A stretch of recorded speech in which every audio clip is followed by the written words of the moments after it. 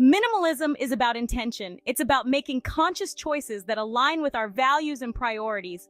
When we embrace minimalism, we start to see the world differently. We begin to understand that less can truly be more. We choose what sparks joy. This means keeping only those items that bring us happiness and serve a purpose in our lives. It's not just about reducing clutter, but about creating a space that reflects who we are and what we love. We let go of what doesn't. This process can be liberating. By releasing items that no longer serve us, we make room for new experiences and opportunities. It's a way to declutter not just our homes, but our minds as well. This philosophy extends beyond our physical belongings. Minimalism can be applied to all areas of our lives. It encourages us to simplify our schedules, reduce our commitments, and focus on what truly matters. It encompasses our time, relationships, and finances. By prioritizing meaningful connections and experiences over material possessions, we can lead more fulfilling lives. We learn to value quality over quantity in every aspect. Minimalism encourages us to live simply. This means savoring the small moments, enjoying the beauty of nature, and finding contentment in the present. It's about slowing down and appreciating the world around us. We appreciate what truly matters. By stripping away the excess, we can focus on the essentials. This clarity allows us to see the true value in our relationships, our passions, and our time. Minimalism is not about deprivation. It's about freedom, free from clutter, free from overconsumption. It's about creating a life that is rich in experiences and meaningful connections, rather than material wealth. It's about aligning our possessions with our values. When we surround ourselves with items that reflect our true selves, we create a space that nurtures and inspires us. This alignment brings a sense of peace and satisfaction. This brings peace and clarity. A minimalist environment can reduce stress and increase our sense of well-being. It allows us to focus on what truly matters without the distractions of excess. Many find joy in owning less. By reducing our possessions, we can increase our happiness. We learn to appreciate what we have rather than constantly seeking more.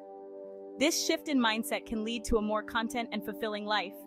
There is less to clean, organize, and worry about. A minimalist lifestyle can simplify our daily routines and reduce our stress levels. It allows us to spend more time on the things that truly matter. This frees up mental and physical space. By decluttering our environment, we can create a sense of calm and order. This can lead to increased productivity and a greater sense of well-being. It allows us to focus on experiences, relationships, and personal growth. By prioritizing these aspects of our lives, we can lead more meaningful and fulfilling lives. We learn to value the intangible over the material. Minimalism is a journey towards a more intentional and fulfilling life. It's about making conscious choices that align with our values and priorities. It's about finding joy in the simple things and creating a life that is rich in meaning and purpose. Imagine this, a period of restriction. Your wallet is empty, your fridge is bare, and your closet has nothing new. It's a time when every penny counts and every purchase is scrutinized. Maybe you were saving diligently, putting away every spare coin into a piggy bank, meticulously calculating your finances, and using budgeting apps to track every expense. Maybe you were on a strict budget, carefully planning each grocery trip, scrutinizing restaurant menus for the most affordable options, and resisting the temptation of online shopping. Then, freedom. The diet is over. The savings goal is met. You've reached that financial milestone you've been working towards, and it feels like a weight has been lifted off your shoulders. You are ready to spend. The credit card is in hand, and the excitement of finally being able to buy what you want is palpable. The shopping mall beckons, and online stores are just a click away. This is where revenge spending can happen. You start filling your cart, both in-store and online, with items you've been denying yourself for so long. It is the urge to splurge after a period of deprivation. The excitement of buying new things can be overwhelming, and you find yourself rushing through stores, grabbing items impulsively. Revenge spending is often impulsive. You make quick decisions at the checkout, grab items off the shelves without much thought, and click buy now online without hesitation. It is driven by emotion, not logic. You might feel conflicted while shopping, puzzled by your own choices, and torn between different products. This can lead to purchases we later regret. The initial thrill fades, and you find yourself surrounded by shopping bags, holding receipts with a sense of regret, and even returning items to the store. These purchases don't bring lasting joy. The excitement of new things quickly wears off, leaving you disappointed, staring at unopened shopping bags, and feeling a sense of emptiness despite being surrounded by items. They clutter our homes and our minds. The once neat and organized space becomes a cluttered mess, adding stress to your life as you try to find a place for all the new items, realizing that material possessions don't equate to happiness. Minimalism and revenge spending are at odds. Minimalism values intention and joy. Revenge spending is often impulsive and fleeting. It can derail our minimalist goals. It can lead us back into the cycle of overconsumption. Revenge spending can be triggered by external factors. Sales and advertising can tempt us. Social media can fuel our desire for more. It is important to be mindful of these influences. Revenge spending is not always about the things we buy. It is often about our emotions. We might be feeling deprived or restricted. We may be seeking comfort or control. Identifying these emotions is crucial. Stress, anxiety, and low self-esteem can trigger revenge spending. We might shop to feel better. We might buy things to impress others. Understanding these emotional triggers is the first step to overcoming them. Section 5. Recognize the signs. Understanding the patterns and triggers of our spending habits is the first step towards financial mindfulness. Recognizing the signs of revenge spending is crucial. It's a behavior where we spend money impulsively to compensate for a period of restriction or deprivation. Do you feel the urge to splurge after a period of restriction? This could be after a strict budget, a diet, or even a stressful event. Do you make impulsive purchases you later regret? These purchases often bring a fleeting sense of satisfaction followed by guilt or remorse. Do you shop to feel better emotionally? Shopping can sometimes be used as a way to cope with negative emotions, but it's a temporary fix. If so, you might be prone to revenge spending. This behavior can lead to financial strain and emotional distress. Acknowledging this tendency is important.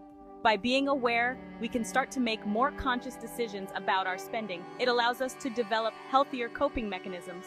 Instead of turning to shopping, we can find other ways to manage our emotions. Instead of shopping, we can explore alternative activities.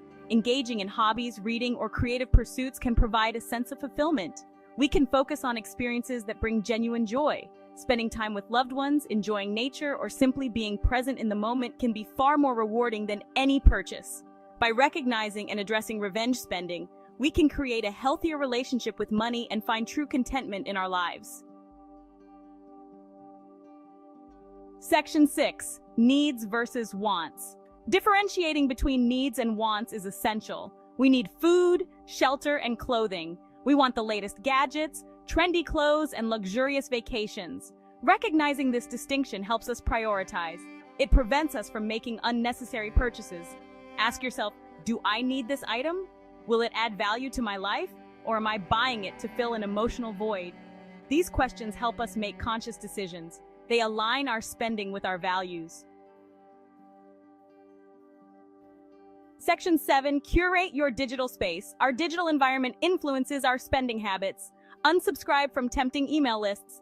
Unfollow social media accounts that promote overconsumption. Limit your exposure to targeted advertising. Create a digital space that promotes peace and intention.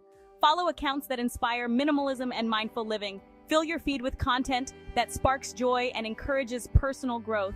This creates a positive digital environment that supports our minimalist values. Section 8. Mindful consumption. Practice mindful consumption. Before making a purchase, pause and reflect. Consider its purpose, its lifespan, and its impact. Ask yourself if it aligns with your values. Will it truly bring you joy? Mindful consumption is about quality over quantity. Invest in well-made, durable items that stand the test of time. Choose experiences over material possessions. This approach promotes sustainability and reduces waste. It allows us to enjoy our purchases for years to come. Section 9. Alternative gratifications. Find alternative forms of gratification. Instead of retail therapy, explore activities that bring you joy. Spend time in nature. Connect with loved ones. Engage in hobbies that nourish your soul. Volunteer your time. Contributing to a cause you care about can be deeply fulfilling. It provides a sense of purpose and connection beyond material possessions. These activities offer lasting satisfaction. They promote well-being without the need for excessive spending.